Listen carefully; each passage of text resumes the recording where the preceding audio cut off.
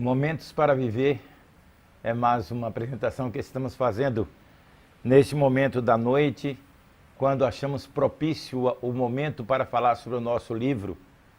É a que horas estamos da noite. Boa noite para todos e vamos conversar um pouco sobre este tema tão interessante. Esta é minha filha Lília e ela está muito interessada em saber sobre este assunto. A que horas estamos da noite?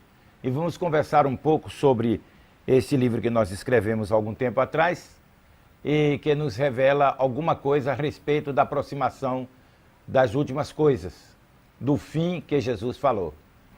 Pai, onde o Senhor se inspirou para criar o título deste livro? Este título, Lília, eu encontrei aqui lendo Isaías no capítulo 21, versículo 11, quando uma pergunta é feita a um guarda da noite. Guarda, a que horas estamos da noite? E isto me fez entender que esta palavra ela tinha um significado mais profundo, que podia ser aplicado a um tema escatológico, porque ele está perguntando com referência a Israel. Quanto à vida de Israel, quanto tempo Israel ainda tinha de vida antes do cativeiro. E nós podemos fazer uma aplicação, aproximação agora dos últimos tempos, dos últimos dias. Podemos perguntar, a que horas estamos da noite dos séculos, e a aproximação do novo dia que vem para trazer o resgate e a salvação de todos os povos.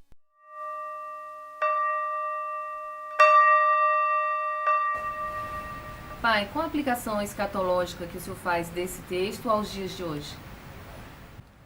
Nós podemos encontrar um similar desta pergunta àquela que nós faríamos hoje ao Senhor Jesus, a Deus, a respeito do tempo que nós temos ainda aqui nesta terra, visto que os sinais vão apontando a cada momento o aproximar do fim.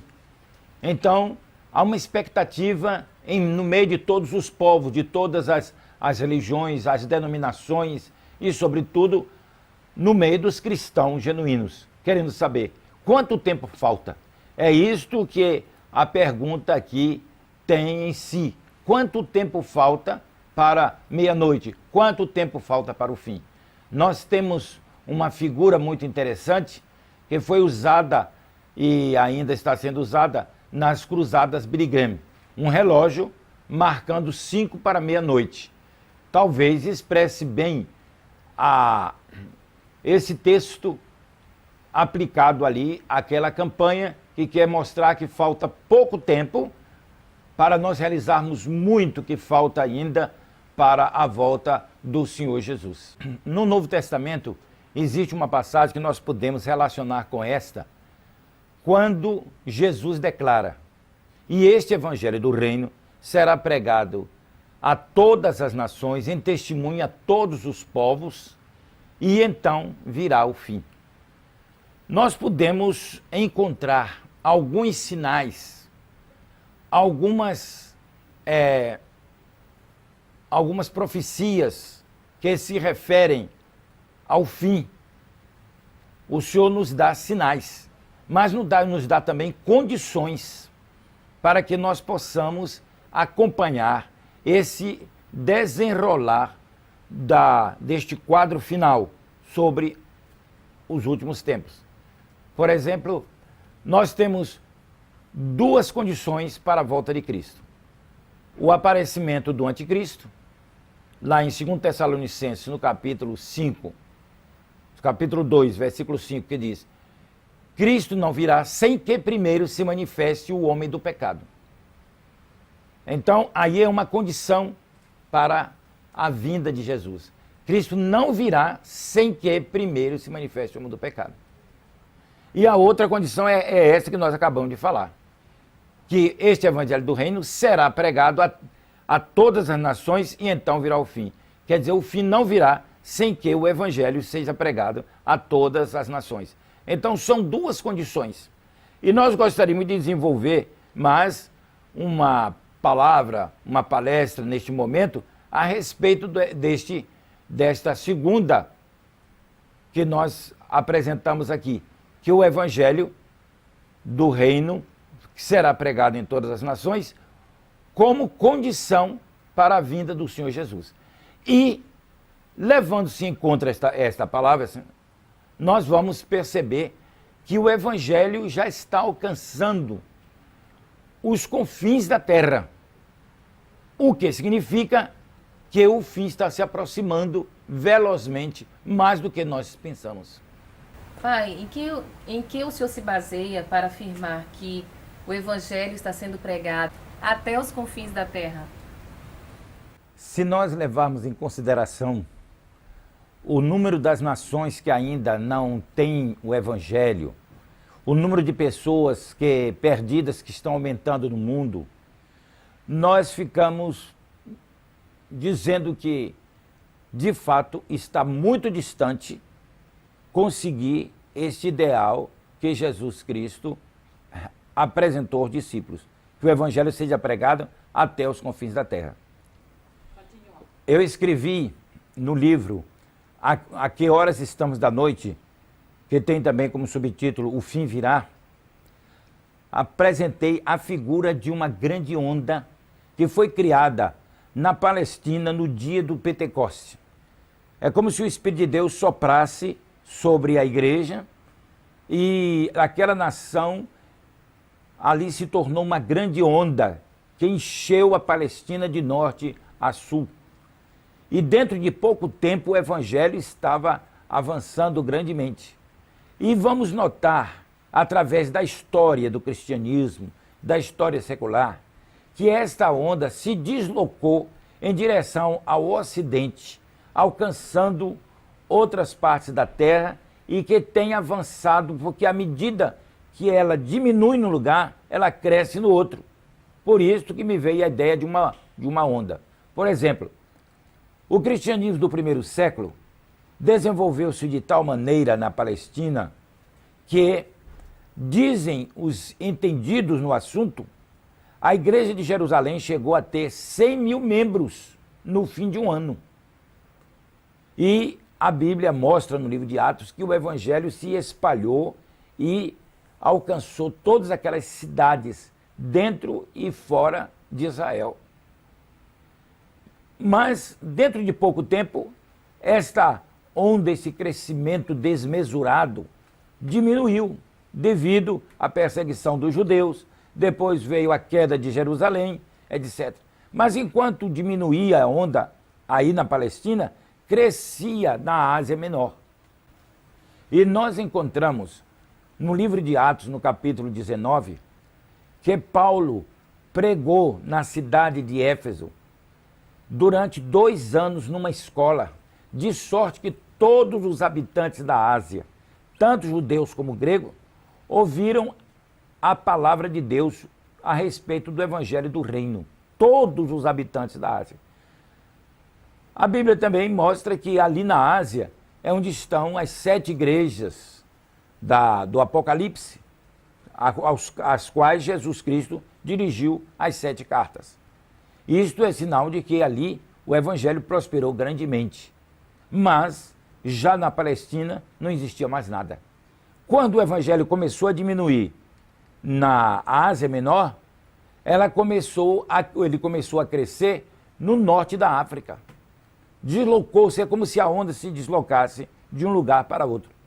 E lá no norte da África, houve um forte trabalho de evangelização em Alexandria, em outros lugares ali, de sorte que tivemos grandes homens de Deus, pais da igreja, como Agostinho, como Clemente de Alexandria e outros que ali pontificaram.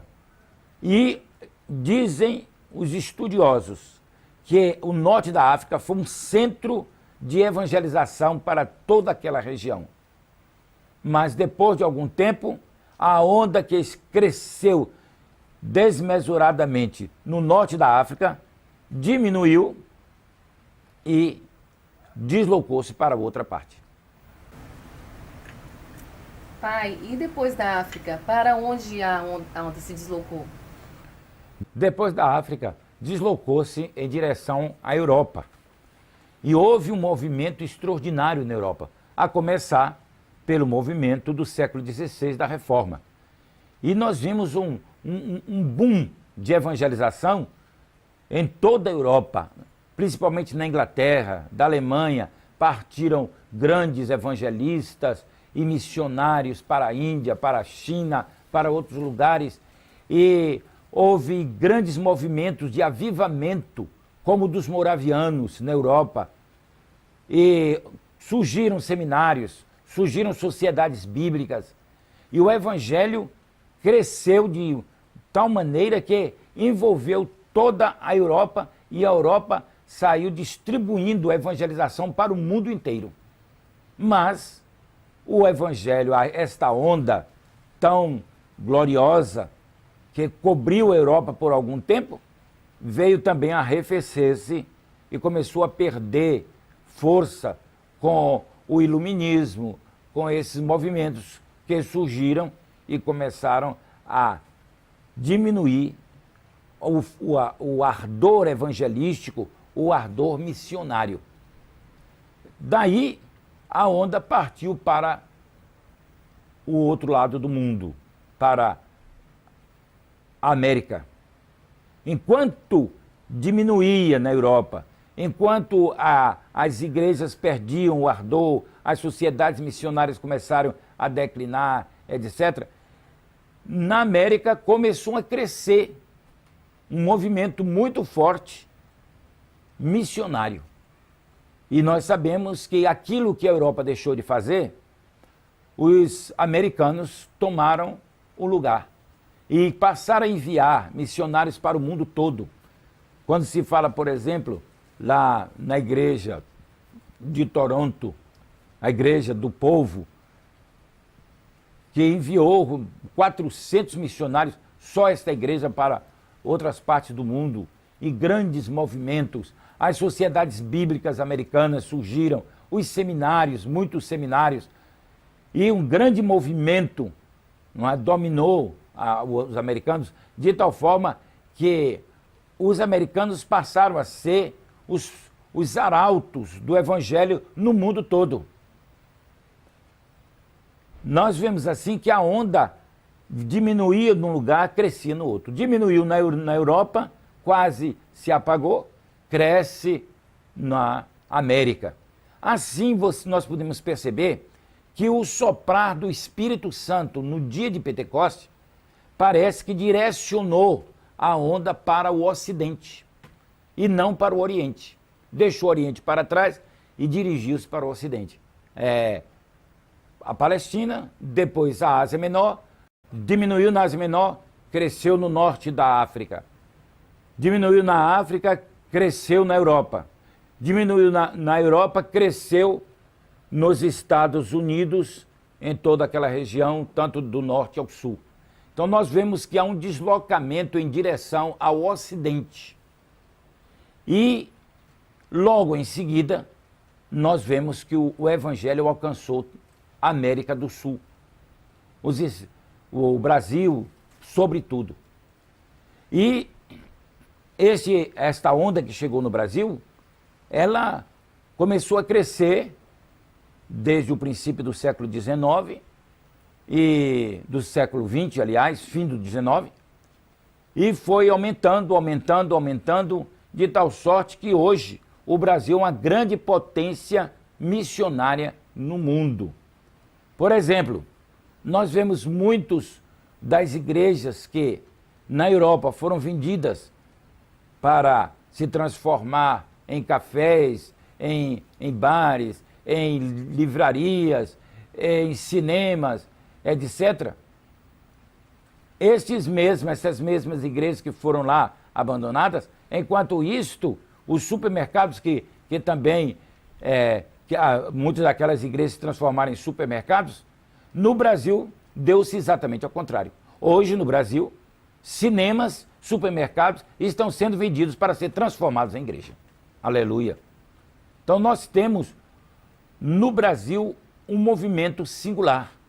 O evangelho está crescendo muito e do Brasil está saindo missionários para toda parte do mundo, inclusive para os Estados Unidos e para a Europa, de onde eles receberam a mensagem evangélica. Assim a onda está se deslocando, né, nesta direção e percorrendo o mundo todo. E a esta altura, nós poderíamos afirmar que esta onda já deu volta ao Pacífico e alcançou o outro lado, o Extremo Oriente, como seja a Coreia. Na Coreia, durante os anos 60, sabia-se que o índice de evangélicos ali, de cristãos, era 0%. Hoje nós temos mais de 30% de evangélicos na Coreia do Sul. É sinal de que a onda já chegou por lá.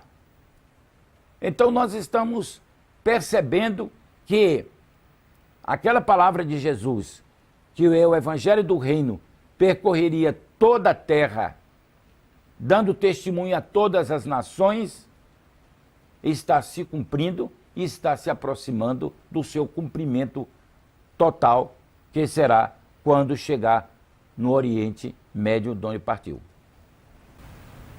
Pai, então, mediante essa exposição, eu acho que fica uma pergunta no ar que todos querem saber a resposta, né? A que horas estamos da noite? Qual a resposta para essa pergunta? Não podemos responder como o vigia de Dumar.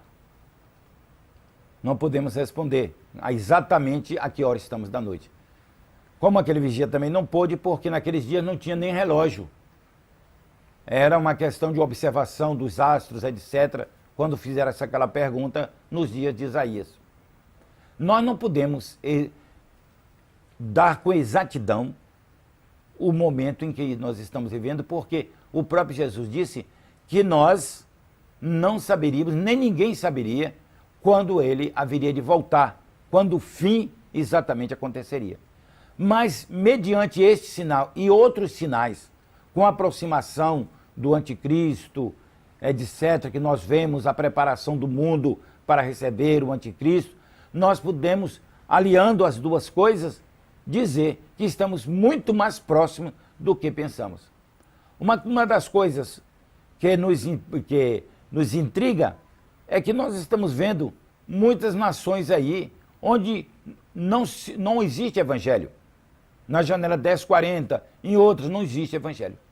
Então cria-se uma ideia de que ainda falta muito, porque toda vez que nós examinamos a estatística quanto à questão da evangelização do mundo, nós notamos que existem povos, tribos e outras nações, etc., que nunca ouviram, onde não existe evangelho. Mas o fato do evangelho não existir nessas nações não significa que nunca ouviram, que nunca existiu. Por exemplo, na Ásia, se você chegar hoje, onde existiram aquelas grandes e poderosas igrejas da Ásia, você não vai encontrar nada. Então, alguém diria, bem, a Ásia ainda não foi evangelizada, mas já foi e já teve grandes igrejas, né? Assim como na janela 1040, etc., que é apresentada, eu não estou desestimulando a pregação, mas eu quero afirmar que, para nós, hoje, aquelas nações, aqueles povos estão sem o evangelho. Mas diante de Deus já existe uma multidão muito grande que aceitaram no passado e já estão recolhidos à presença de Deus, aguardando o momento da ressurreição. Portanto, por isso mesmo nós vamos sempre estar numa expectativa e sermos apanhados de surpresa, porque nós achamos que ainda falta muito. É bem verdade que tem muitas tribos nas quais ainda não se fala, o evangelho não está sendo pregado nas suas línguas. Mas devido à evolução da ciência, à rapidez com que das comunicações hoje, no mundo de comunicações, nós vamos ver que muitas dessas tribos já estão sendo alcançadas através de vídeos, através da internet, e conforme a evolução dos fatos, nós vemos que o mundo está sendo evangelizado rapidamente. E nós não temos condições de medir este avanço. Sabemos o seguinte, que mediante os sinais que Cristo deixou, as condições que ele apresentou, que estão sendo todas cumpridas, e o próprio Espírito que está testificando conosco da aproximação do anticristo, nós temos a certeza que pouco tempo nos resta para fazermos uma grande obra. As nações serão consideradas evangelizadas quando todas as pessoas daquela nação aceitarem a Jesus? Ou a grande maioria? Não. Porque isso nunca acontecerá. Aí é que está o engano. Nunca uma nação inteira aceitará Jesus como Salvador. Todas as pessoas. Não foi isso que Jesus disse. Jesus não disse que quando todas as pessoas do mundo todo ao mesmo tempo aceitassem o Evangelho, que então o mundo estaria ganho. Não. Também não é proporcionalmente, quando nós formos a maioria de uma nação. Eu creio que uma nação será considerada ganha para Jesus quando alguém ou um número pequeno, ainda que significativo, tenha aceitado Jesus, mesmo que a maioria em peso seja contra. Porque o Evangelho vai ser, o mundo vai ser considerado conquistado por Cristo representativamente, não proporcionalmente, não numericamente, mas representativamente. Quando em cada língua, de cada povo, pudesse dizer, Jesus Cristo é o Senhor, alguém convertido, alguém transformado pelo sangue de Jesus, disser, Jesus Cristo é o Senhor, aquela língua e aquele povo foi considerado ganho para Deus. Lá no Apocalipse capítulo 7, do versículo 9, ele diz que viu uma grande multidão de todos os povos, de todas as línguas, de todas as nações, que estavam com vestidos brancos que foram lavados no sangue do Cordeiro. Então ali havia certamente mais pessoas de uma nação do que de outra. Eu creio que haverá uma grande quantidade de judeus que já aceitaram a Jesus desde o tempo dos apóstolos, quando houve aquele grande boom de evangelização de lá da Palestina. Em outras nações pode existir um número muito pequeno, mas em todas as línguas Jesus Cristo será proclamado Senhor, conforme está escrito em Filipenses, no capítulo 2. E toda língua confesse que Jesus Cristo é o Senhor, para a glória de Deus Pai. Bem, aí virá o fim, porque Deus não pode perder uma só pessoa. Eu quero contar aqui uma experiência de uma tribo que aqui na Bahia foi evangelizada da seguinte maneira. Um diácono da Igreja Batista do Povo, da cidade de São José dos Campos, em São Paulo, teve um sonho. Ele sonhou que Deus lhe pediu que pegasse um maçacará para ele. Pesca-me um maçacará. Aquele homem ficou um tanto perturbado, procurou saber dos pescadores que peixe era esse maçacará, que ele queria pegar um, porque Deus mandou que ele pegasse um maçacará. Só que ninguém conhecia esse peixe. Até que um dia o pastor levou o assunto a público e disse, olha, o diácono fulano, o irmão fulano, está querendo saber se alguém aqui conhece um peixe chamado maçacará. E um homem levantou a mão. Disse, pastor, eu conheço maçacará, mas não é peixe. É uma tribo de índios que tem na Bahia. Então, o pastor daquela igreja nos comunicou para que nós procurássemos descobrir aqui na Bahia essa tribo. E essa tribo foi encontrada aqui no interior da Bahia com esse nome de maçacarás. Então, a igreja do povo lá de São José dos Campos mandou aquele casal de missionários e eles trabalharam e já ganharam mais de 300 maçacarás para Jesus. Então isso aqui mostra como Deus tem interesse em que em cada tribo, por menor que seja, mesmo que seja os massacrais, que é tão pequeno, tenha representantes ali, naquela multidão, lavada pelo sangue do Cordeiro, que estará diante do trono, cantando, com suas vestes brilhando, porque foram salvos. Conforme isso que nós acabamos de dizer, estamos sentindo que justamente o Evangelho está chegando aos últimos momentos. Da Coreia, a onda já está passando para a China, eles já estão planejando alcançar Jerusalém. No tempo em que a seda foi descoberta na China, foram criados vários caminhos para levar a seda da China para Jerusalém, que distribuía para toda a Europa a seda.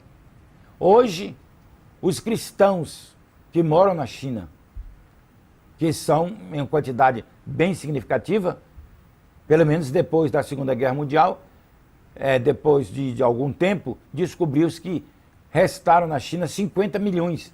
Isso nada representa para a China, que tem 1 bilhão e 300 milhões.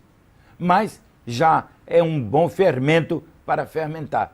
Bem, eles tiveram esses caminhos abertos para Jerusalém. E esses cristãos agora estão usando esses caminhos que eles abriram para levar seda para Jerusalém, para levarem agora a mensagem do Evangelho. Assim, nós vamos ver que a onda deu a volta ao mundo e volta para Jerusalém, onde realmente nasceu esta grande onda missionária. E este Evangelho do Reino, como disse Jesus, será pregado em todas as nações, será pregado em todas as nações, em testemunho a todos os povos, e então virá o fim. E este Evangelho já está sendo pregado em todo o mundo, ainda que uma grande maioria não aceite, mas já foi pregado e eles já ouviram. Ah, tá. Interessante.